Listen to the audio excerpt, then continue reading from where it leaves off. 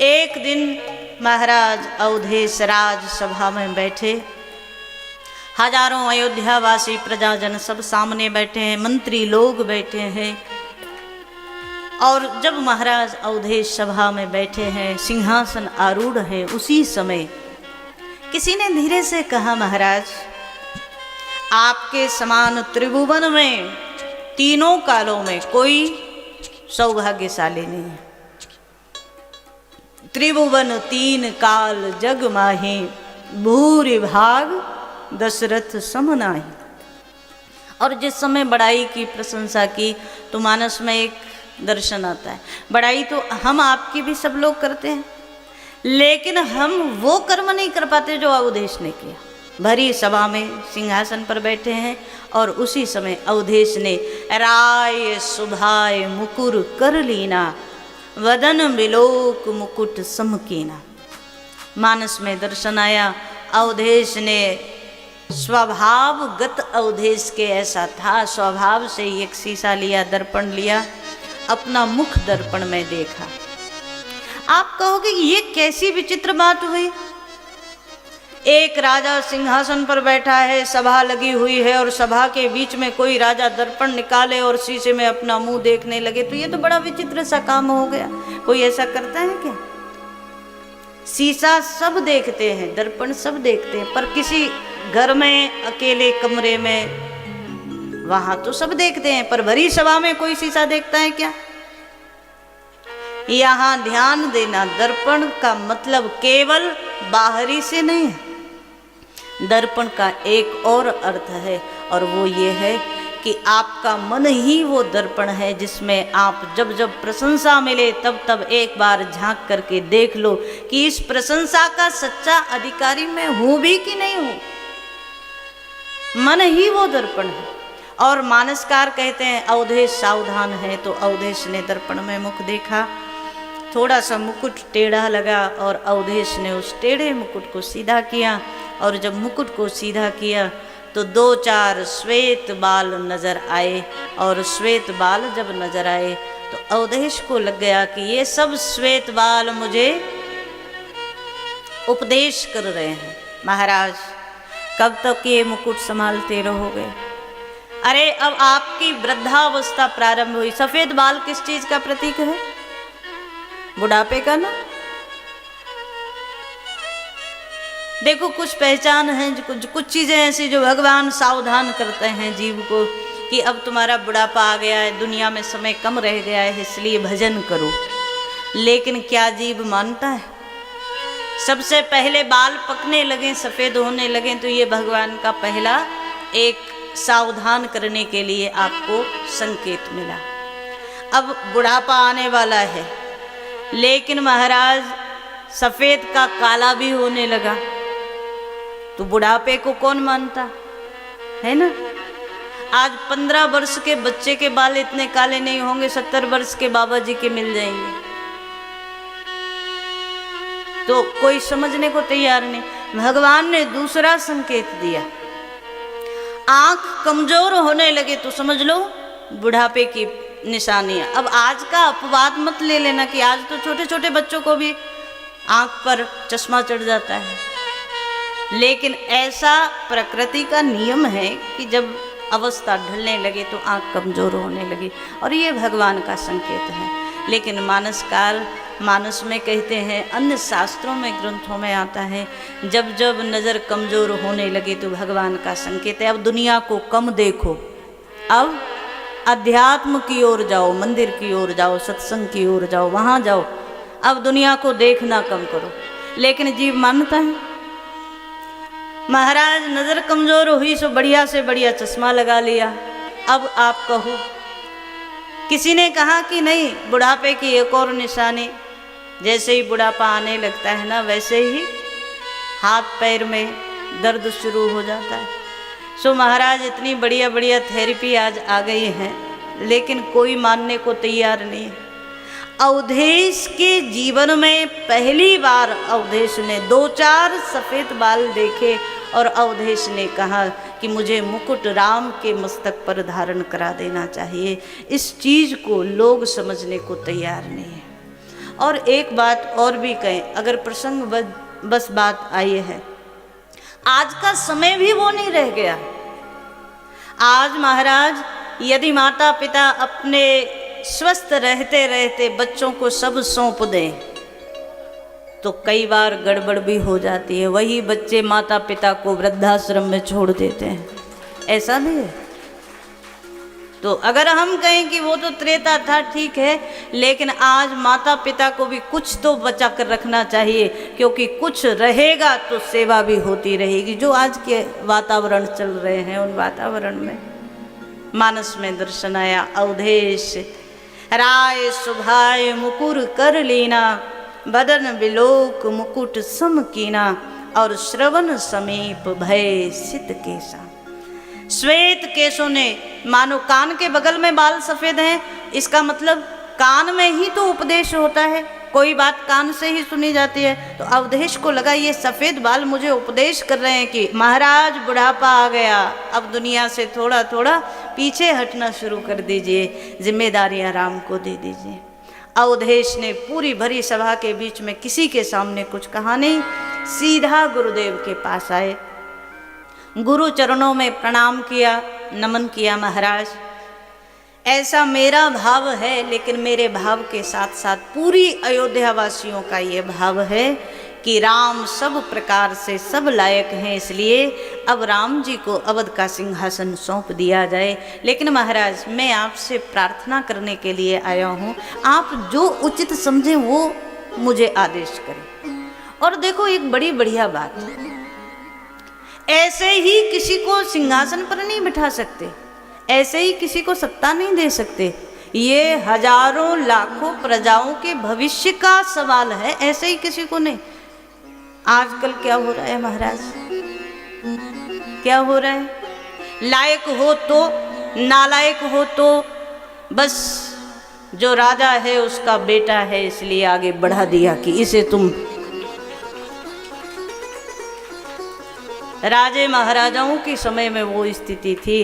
अवधेश ने सीधा राम को तिलक नहीं कर दिया, अवधेश ने भी सबसे पहले गुरुजी के चरणों में बैठ कर के पूछा, महाराज यदि आपको लगता हो कि राम युवराज बनने लायक हैं, अवध के सिंहासन पर बैठने लायक हैं, तो ही मैं घोषणा करूँगा, तब तक नहीं करूँगा। लेकिन आज तो महाराज सब बदल गया। आज कहते लोकतंत्र है, लोकतंत्र है, लेकिन लोकतंत्र में भी परिवारवाद आज भी हावी है। आज भी राजघरानों में देख लीजिए आप, मानस में दर्शन आया। मानस वो ग्रंथ है जिससे हर कर्म, हर व्यवहार, हर आचार के लिए एक सुंदर संकेत मिलता है।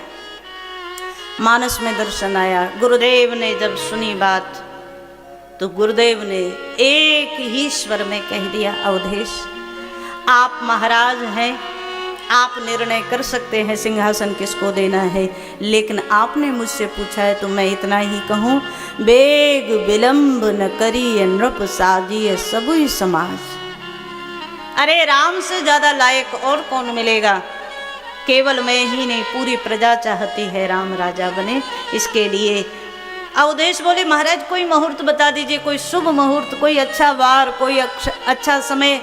गुरुदेव ने कहा वेग विलंब न करिए, और वेग का मतलब अति शीघ्र, जितना जल्दी आप कर सकते हो उतना जल्दी राम को राज तिलक कर दो, क्योंकि कल का कोई भरोसा नहीं।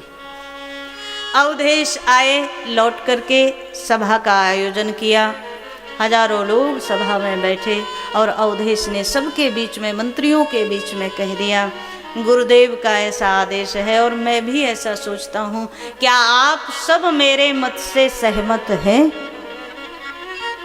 क्या राम को अवध के सिंहासन का अधिकारी बना दिया जाए? सारी प्रजा तो मानो चाहती ही यही थी, आप अछत जुबराज पद राम ही देहु नरेश। सारी प्रजा के मन में भाव ये था, अपने रहते रहते अवधेश राम को राजा बना दे। लेकिन कोई बोला नहीं, इसका क्या मतलब?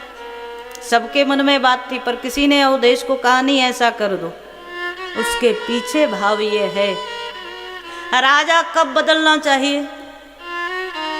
जब राजा प्रजा के हित में काम ना करे, तब राजा को बदल देना चाहिए, और प्रजा के हाथ में शक्ति है, वो बदल भी देती है। लेकिन जब राजा प्रजा के हित में कर्म करे तो उस समय प्रजा खुद चाहती है कि राजा यही बना रहे। ऐसी स्थिति में सोच करके देखो, आज मानसकार कह रहे हैं कि अवधेश प्रजा हित में काम कर रहे हैं, तो प्रजा कैसे कहे महाराज राम को राजा बना दो। कहीं अवधेश को ये लग गया मैंने ठीक से प्रजा का पालन पोषण नहीं किया है, अवधेश को ये ना लग जाए इसलिए कोई बोला नहीं। लेकिन अवधेश ने कहा राम को राजा बना रहा हूं, तो सबने सहमति दे दी। किसी ने पूछ लिया महाराज कब राज तिलक होगा, अवधेश बोले गुरुजी का आदेश है जल्दी से जल्दी कर दो। तो कल सुबह से जल्दी तो हो नहीं सकता, और कल सुबह से जल्दी का मतलब आज से कल के बीच में एक पूरी रात्रि पड़ी हुई है। अवधेश संत की बात का मतलब नहीं समझ पाए। जब गुरुजी ने कहा ना अति शीघ्र कर दो, तो उसका सीधा सा मतलब था कि अभी राम को बुलाओ और तिलक कर दो, आगे आने वाले समय का कोई पता नहीं। लेकिन अवधेश को लगा कल सुबह से पहले नहीं हो सकता, और महाराज एक रात्रि का विलंब कर दिया।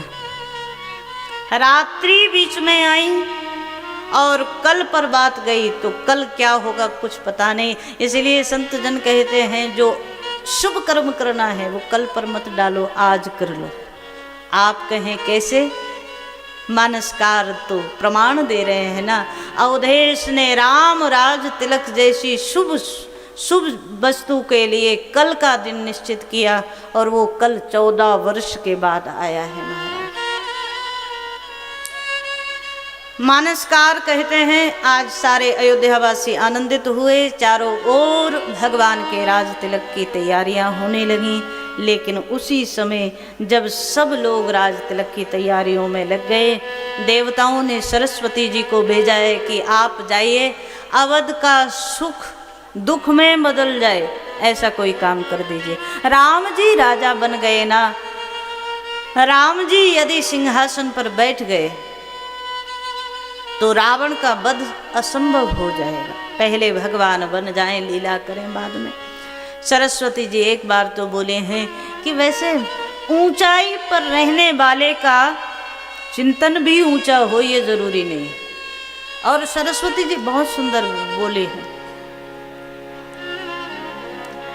ऊंचे निवास नीचे कर तूती, ऊंचे निवास नीचे कर तूती, ऊंचे निवास नीचे कर तूती, ऊंचे निवास नीचे कर तूती, देखे न सकहि पराई विभूति, देखे न सकहि पराई विभूति, देखे न सकहि पराई विभूति, देखे न सकहि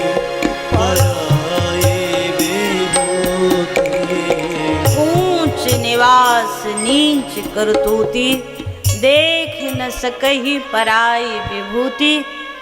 आज सरस्वती जी को प्रेरित किया देवताओं ने कि आप जाइए। सरस्वती जी को लगा कि देवताओं के कहने से नहीं, लेकिन हाँ भगवान श्री राम की इच्छा ऐसी है, इसलिए सरस्वती जी आए हैं अवध में।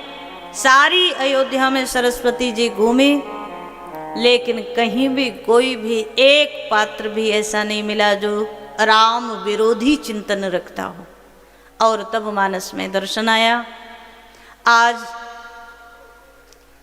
सरस्वती जी जब घूमती घूमती जा रही थी तो एक दासी दिखी, नाम मंथरा मंदमती चेरी कैकई केरी, अजस पिटारी ताहि कर गई गिरामती फेर। मंथरा नाम की कैकई की एक दासी है। इसके जीवन में कभी राम प्रेम आया ही नहीं। और एक और चीज, ये अयोध्या की नहीं है, मंथरा कहाँ की है? कैकई के घर से कैकई के साथ आई थी और मानस में दर्शन आया। इसकी बुद्धि राम विरोधी है। तो सरस्वती जी किसी की बुद्धि नहीं बिगाड़ती, लेकिन इसकी बिगड़ी हुई बुद्धि को राम वनवास के उपयोग में ले लिया, बस इतना किया, उसे दिशा दे दी कि तुझे ऐसा ऐसा करना। इसने आकर के देखा सारे नगर की सजावट हो रही है। किसी से पूछ लिया ये सब किस लिए? किसी ने कहा कि कल सुबह राम जी राजा बनेंगे और अवधेश ने घोषणा की है, उसके लिए सारा नगर सजाया जा रहा है। मंथरा के मन में आज जो राम द्वेष था वो प्रकट हो गया। सीधा आई कैकई के भवन में और आज मंथरा ने रोते रोते कैकई के सामने आकर के बैठी।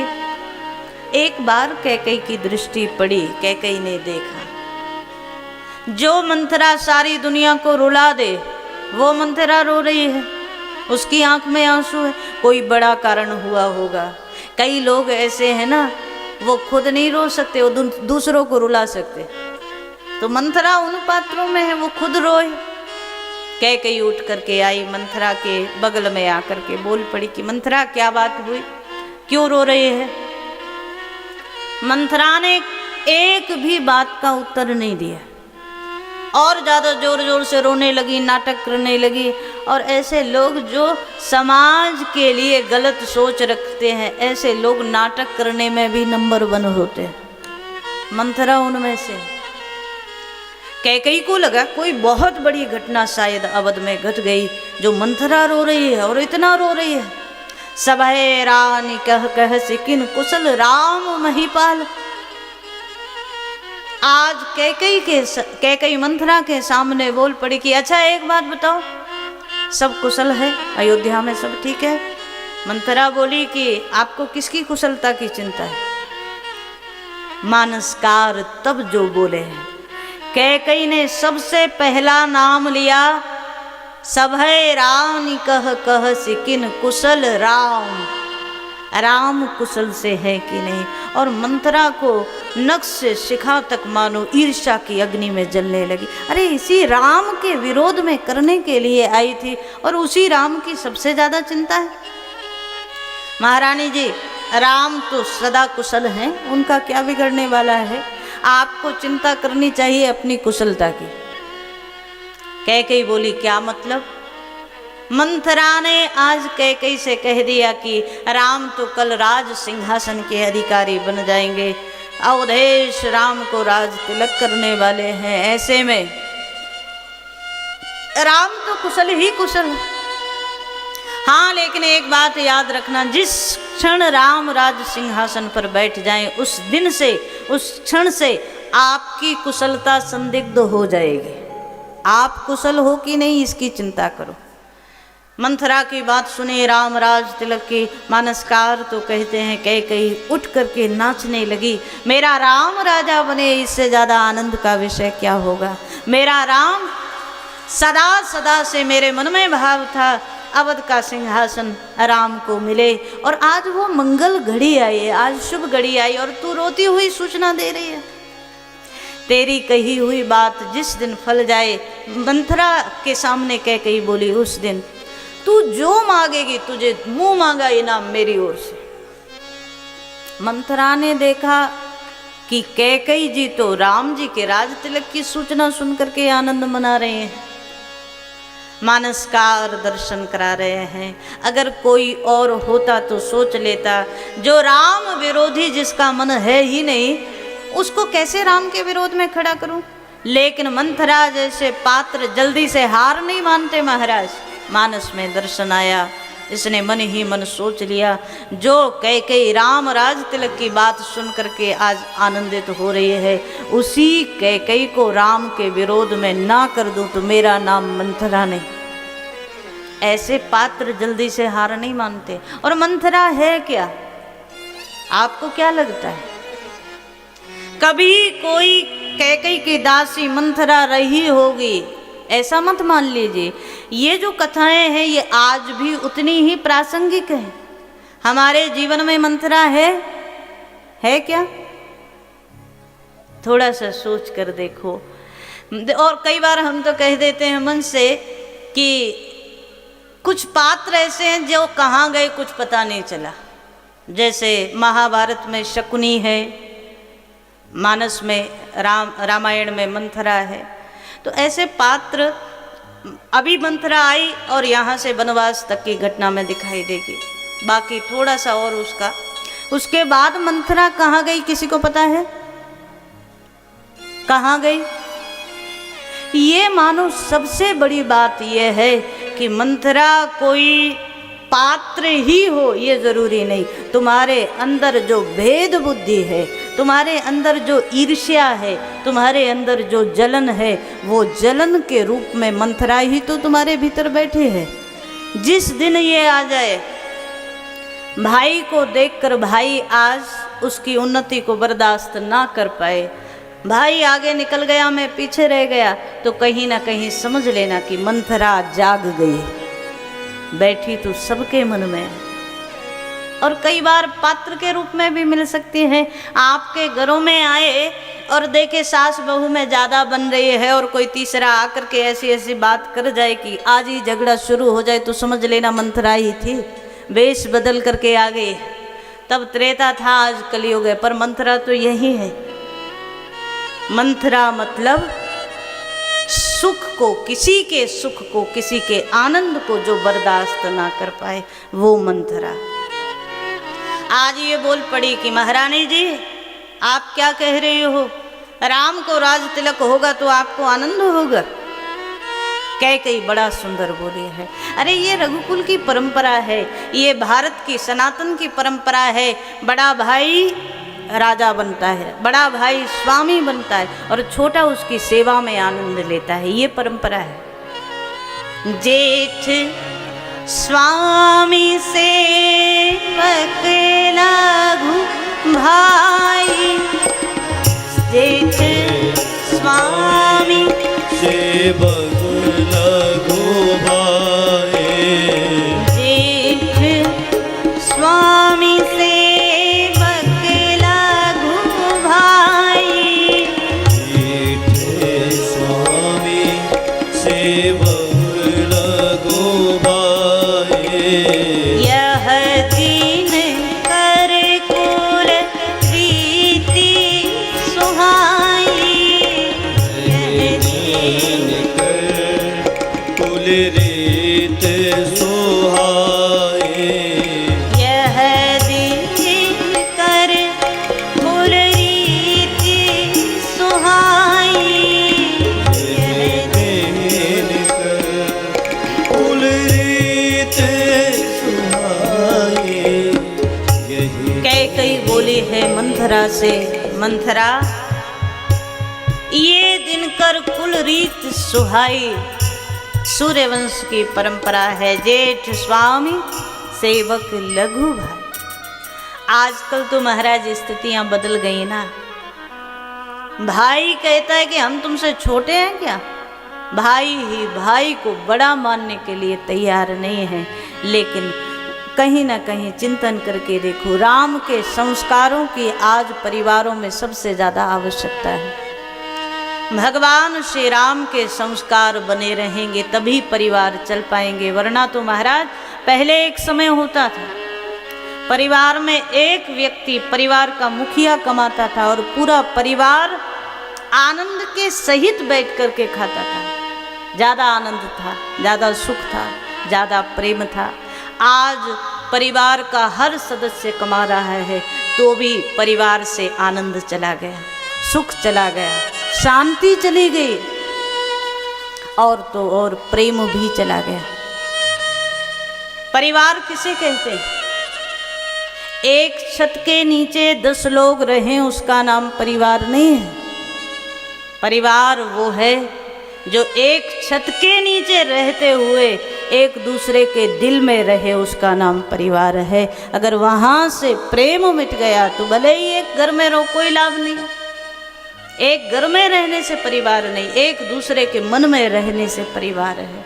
और हमारे यहाँ तो पूज्यपाद डोंगरे जी महाराज एक वाक्य कहते थे, जिस परिवार में मिलकर भजन न हो और जिस परिवार में सब लोग मिलकर के भोजन ना करें, उस परिवार को परिवार कह ही नहीं सकते हैं आप। भजन और भोजन जहाँ सब लोग प्रेम से भाव से मिलकर बैठकर करें, वो परिवार परिवार है।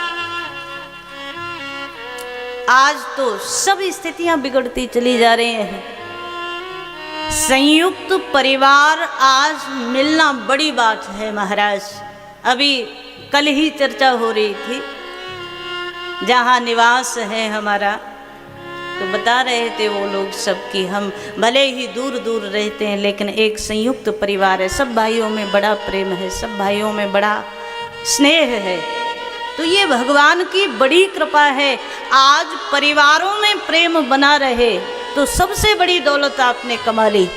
अगर संपत्ति के लिए, दौलत के लिए प्रेम खत्म हो जाए तो महाराज आपने कुछ नहीं कमाया।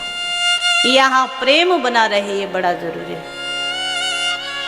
कैकेयी बोली है, बड़ा स्वामी बनता है, छोटा सेवक बन करके सेवा करता है, इसी में छोटे की शान है।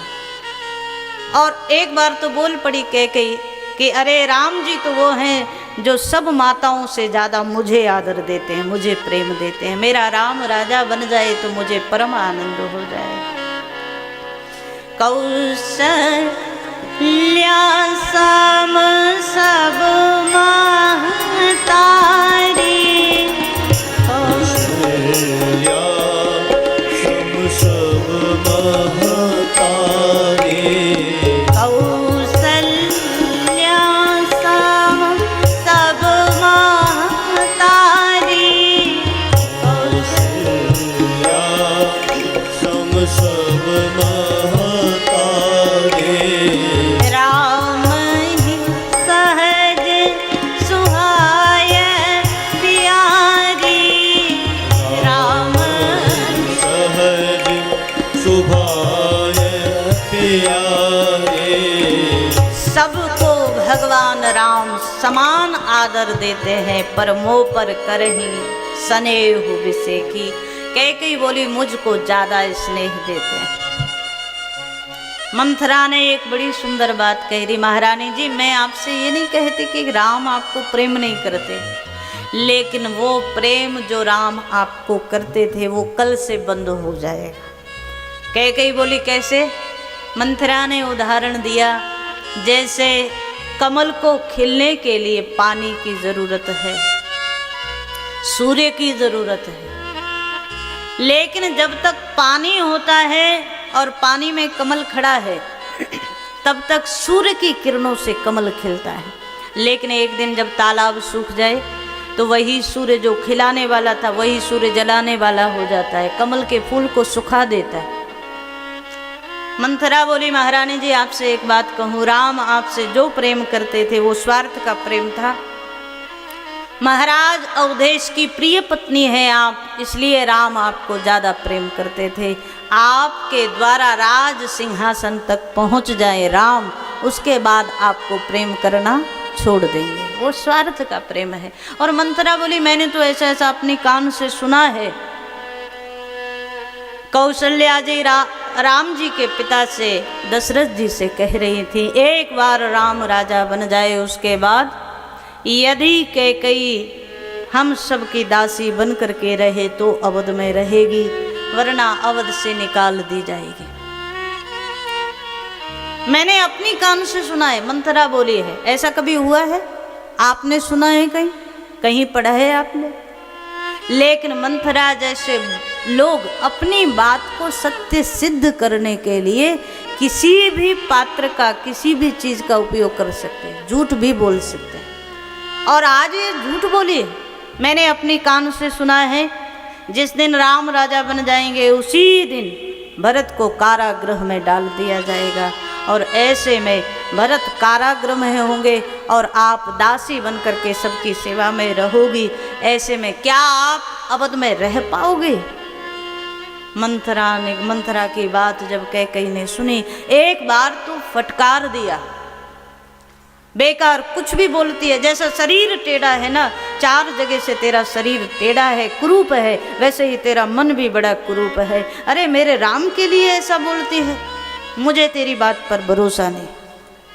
मंथरा बोली ठीक है, लेकिन एक बात बताओ, क्या आपको लगता है राम राज तिलक की सूचना मुझसे पहले आपको कोई दे करके गया? कैकेयी बोली कि मुझे तो अभी तक किसी ने नहीं दी।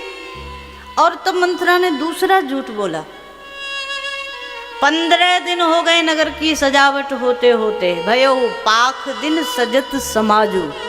सारे नगर की सजावट हो रही है, घर घर में उत्सव हो रहे हैं, मंगल गीत हो रहे हैं। आपको क्या महाराज ने अभी तक सूचना दी है? 15 दिन हो गए। और समय कितना हुआ? महाराज अभी अभी अवधेश ने गुरुजी से पूछा है और सबको सूचना दी है। और अवधेश को लगा दूत के द्वारा सूचना दासियों के द्वारा महारानी कौशल्या को दे दी, महारानी सुमित्रा को दे दी, लेकिन अभी तक कैकेयी को नहीं दी। उसका मूल कारण अवधेश का कैकेयी के प्रति प्रेम है। कैकेयी राम को ज़्यादा प्रेम करती है ना, तो मैं खुद जा कर के बताऊंगा। और उस समय जब मैं कहूँगा राम को राजा बनाने वाला हूँ, कैकेयी तो आनंद में नाचने लगेगी। अवधेश को लगा कैकेयी को सूचना मैं खुद दूंगा, लेकिन तब तक सब गड़बड़ हो गया। मानस में दर्शन आया, मंथरा आज बोल पड़ी, 15 दिन से अवधेश रोज आपके कक्ष में आते हैं, आपकी सेवाएं स्वीकार करते हैं और सुबह चले जाते हैं, लेकिन क्या अवधेश ने आज तक भी आपको सूचना दी राम राज तिलक के लिए? कैकेयी को लगा कि अवधेश ने तो मुझे आज तक कोई सूचना कोई बताया भी एक बार नहीं कि मैं ऐसा करने जा रहा हूं। मंथरा ने तुरंत जो कमजोर पॉइंट था ना वो पकड़ लिया। महारानी जी यही तो मैं आपको कह रही हूं, आप अवध की महारानी हैं और महारानी को पता नहीं कि कल क्या होने वाला है। उसी अयोध्या में घर घर में बच्चे बच्चे को पता है कि कल क्या होने वाला है। तो महारानी जी आपको नहीं लगता आपसे जानबूझ करके ये बात छुपाई गई? क्योंकि कैकेयी को जब पता चलेगा राम राजा बनने वाले हैं तो निश्चित रूप से कैकेयी कोई विघ्न कर सकती है, इसलिए अवधेश ने छुपाया। मानस में दर्शन आया, आज मंथरा की बात पर धीरे धीरे विश्वास बन गया कैकेयी का। अच्छा एक बात बताओ, जैसा संग करोगे ना वैसा ही रंग लगेगा। जैसी संगति आप करो, जैसे जिस लोग के साथ बैठोगे ना उन्हीं लोगों के जैसा जीवन बनता जाएगा। कैकेयी महारानी है, कैकेयी स्वयं राम की अति प्रिय माँ है। ऐसी कैकेयी भी मंथरा जैसी दुष्ट दासी के संग से आज उतनी ही मंथरा के मन में जो द्वेष था, मंथरा के मन में जो गलत भाव था, वो कैकेयी के मन में भी प्रवेश कर गया।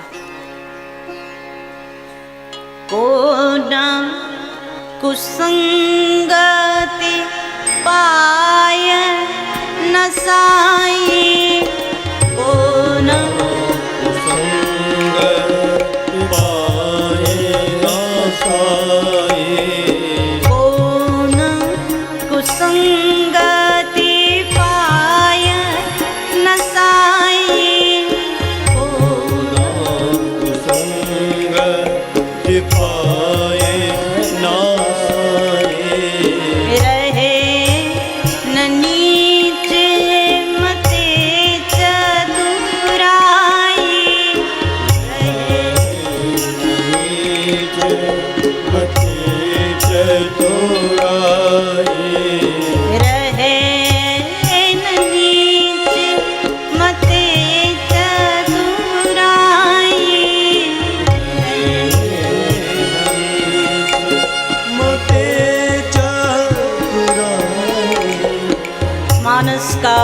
दर्शन करा रहे हैं। कैकेयी के मन में जो राम विरोधी भाव प्रवाहित हो रहा है उसका प्रभाव मंथरा के मन का प्रभाव कैकेयी पर बना। मंथरा ने पूछ लिया कि महारानी जी आपको लगता है राम यदि राजा बनेंगे तो आपके लिए शुभ होगा? कैकेयी ने कहा, मंथरा तेरी एक बात से तो मुझे लगता है कि कुछ ना कुछ अवधेश ने मुझसे छुपाया है। अवधेश ने आज तक ऐसा कोई एक छोटा से छोटा काम भी नहीं किया जिसमें मेरी सहमति ना ली हो। आज इतने बड़े काम में मुझे पूछा भी नहीं। और महाराज कैकेयी का भाव बदला, कैकेयी का भाव बदला तो मंथरा सावधान हुई। महारानी जी, हाँ इतना जरूर है, मैं सब ज्योतिषियों के पास गई, सबने कहा भरत भुआल होई यह सांची, भरत ही राजा बनेंगे। मैंने भरत की जन्म पत्रिका दिखाई। अब ये कहीं गई हो तो इसको पता हो, कहीं किसी ज्योतिषी के पास गई हो, लेकिन बोल पड़ी कि मैंने जन्म पत्रिका दिखाई, भरत ही राजा बनेंगे, लेकिन शर्त यह है कि कैकेयी मंथरा के अनुसार काम करे तो भरत राजा बने। मंथरा की जब बात सुनी, कैकेयी ने चरण पकड़ लिए मंथरा के, तू भले ही दासी है लेकिन मेरे पिता के घर से आई है। मुझे आज ऐसा लगता है कि मेरा सबसे अच्छा हित कोई सोच सकता है तो वो मंथरा तू ही सोच सकती है। और मानसकार कह रही है संगति का प्रभाव। मंथरा ने अपने आप को गर्व से अपना सिर उठाया। महारानी जी, आपको दीन होने की कोई आवश्यकता नहीं है। हाँ इतना जरूर है, मैं आपको जो जो कहूँ वो आप कर लीजिए। क्या? दुई वरदान भूप सन थाती।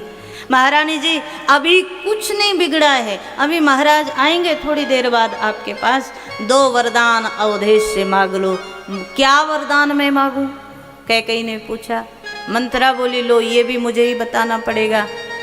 एक वरदान में भरत के लिए राज्य मांग लो और दूसरे वरदान में राम के लिए 14 वर्ष का वनवास मांग लेना। एक बार तो कैकेयी बोली कि मंथरा एक बात बता, यदि एक ही वरदान में हमारा काम हो रहा है, एक ही वरदान में जब मैं कहूँ भरत राजा बन गए तो हमारा काम तो हो गया ना, तो राम को 14 वर्ष वनवास की क्या आवश्यकता है? और तब मंथरा बोली, महारानी जी, भरत राजा बनेंगे तो हमें सुख मिलेगा, लेकिन आधा अधूरा सुख मिलेगा। वो सुख तब पूरा होगा जब कौशल्या का बेटा अवध से वनवासी बनकर के निकल जाए। किसी और के दुख में तुम अपना सुख खोजने लगो, यही मंथरा की वृत्ति है, यही मंथरा है हमारा।